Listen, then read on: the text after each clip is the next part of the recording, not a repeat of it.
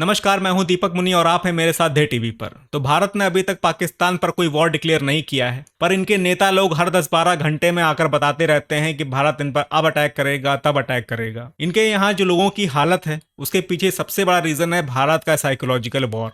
जी हाँ, भारत ने भले ही पाकिस्तान पर कोई वॉर डिक्लेयर नहीं किया है, पर भारत का साइकोलॉजिकल वॉर चालू है। ये साइकोलॉजिकल वॉर पाकिस्तान के मन में डर बैठा रहा है, पाकिस्तान में रहने वाले लोगों के मन में डर बैठा रहा है, और ये डर इन पर इस कदर हावी है कि ये बौखलाहट में कुछ भी बोल जाते हैं।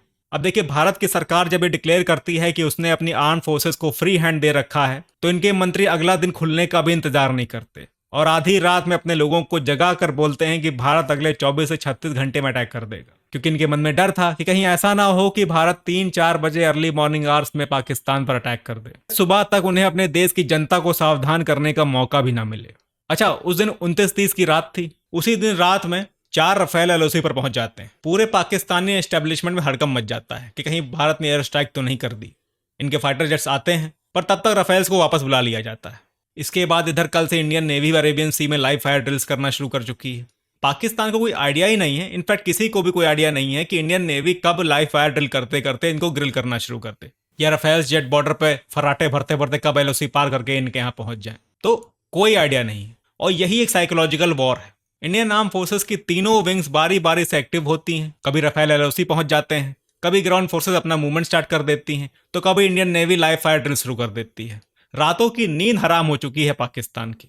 अच्छा, इनका आर्मी चीफ आसिम मुनीर भी भाग चुका है। इस बात से इनके सोल्जर्स और ज्यादा पैनिक में हैं। डेली सैकड़ों की संख्या में रिजाइन कर रहे हैं। बॉर्डर एरियाज के फॉरवर्ड पोस्ट और वॉच टावर्स भी खाली हैं, और शायद इसीलिए अटेंशन को डाइवर्ट करने के लिए इनके पीएम शहबाज शरीफ ने आईएसआई चीफ आसिम मलिक को नया एनएसए बना दिया, ताकि पाकिस्तान की आर्मी को कोई अपना कमांडर दिखे, कोई ऐसा चेहरा दिखे जो लगे कि ये आर्मी का चेहरा है, ये हमारा कमांड है, ये इंसान हमको कमांड करेगा, जिसके बाद पैनिक का माहौल थोड़ा कम हो सके।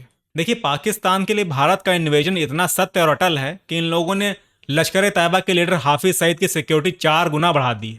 न्यूज़ आ रही है कि हाफिज सईद को लाहौर के एक मोस्ट पॉपुलेटेड एरिया में रखा गया है, ताकि उसको ओसामा बिन लादेन की तरह ऑपरेशन चलाकर एलिमिनेट ना किया जा सके।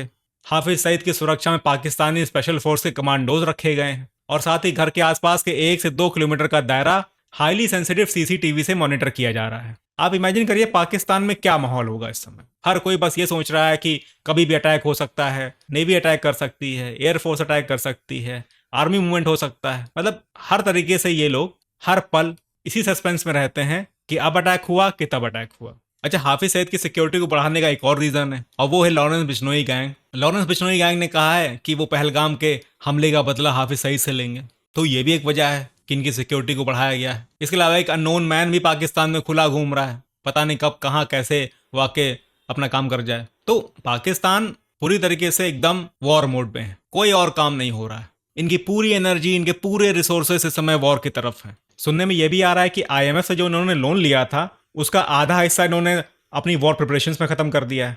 इसलिए ये जो साइकोलॉजिकल वॉर है, ये पाकिस्तान को आधे से ज्यादा तो वैसे ही हरा चुकी है। अब मे भी हो सकता है कि आने वाले वक्त में इंडिया को कुछ करने की जरूरत ही ना पड़े, ये खुद अपने हाथों ही बर्बाद हो जाए।